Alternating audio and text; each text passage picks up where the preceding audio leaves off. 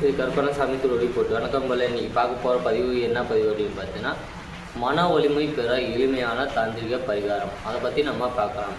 ஜாதக அமைப்பில் பார்த்தீங்கன்னா சந்திரன் ராகு கிரக சேர்க்கை இருந்தால் அவங்களுக்கு பார்த்தீங்கன்னா பயந்த கோளாறு, கண் திருஷ்டி, மனபயம் இந்த மாதிரி சம்மந்தப்பட்ட பிரச்சனைகள் இருக்கும். அப்போ அந்த மாதிரி உள்ளவங்க பார்த்தீங்கன்னா மன தைரியம் வர்றதுக்கு இந்த எளிமையான தாந்திரிக பரிகாரம் செஞ்சாலே போதும், அவங்களுக்கு மன வலிமை பெறும். பௌர்ணமி நாளில் குலதெய்வ வழிபாடு செய்யலாம்.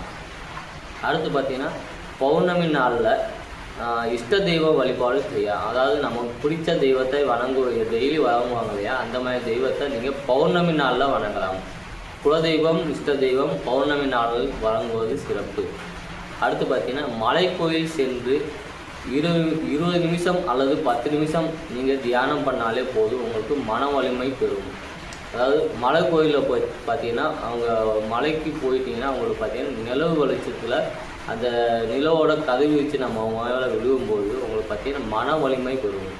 அதனால் நிலவு வெளிச்சத்தில் நீங்கள் ஒரு 10 நிமிஷமோ அல்லது ஒரு 20 நிமிஷமோ நீங்கள் உட்கார்ந்து தியானம் செய்யும்போது உங்களுக்கு நல்ல ஒரு பாசிட்டிவ் எனர்ஜி வந்து உங்களுக்கு மன வலிமை, தைரியம், உங்களுக்கு மன வலிமை பெறும். அடுத்து பார்த்தீங்கன்னா கிரிவலம் செய்யலாம். அதாவது மலை கோயிலில் ஏறுறதுக்கு சிரமமாக இருக்குது அப்படின்னா நீங்கள் கோயிலில் வலம் வரலாம். கிரிவலம் செய்ய பாசிட்டிவ் எனர்ஜி வந்து உங்களுக்கு பார்த்தீங்கன்னா அவங்களுக்கு மன தைரியம் தரும்.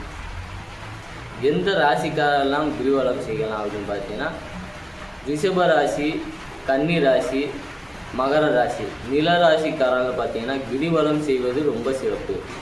நில ராசிக்காரங்க பார்த்தீங்கன்னா கிரிவலம் செல்லலாம். அடுத்து பார்த்தீங்கன்னா நிலத்தில் விளையக்கூடிய தேங்காய், வாழைப்பழம், வெற்றிலைப்பாக்கு இந்த மாதிரிலாம் வைத்து வழிபடும்போது அவங்களுக்கு நல்ல ஒரு பலன் கிடைக்கும்.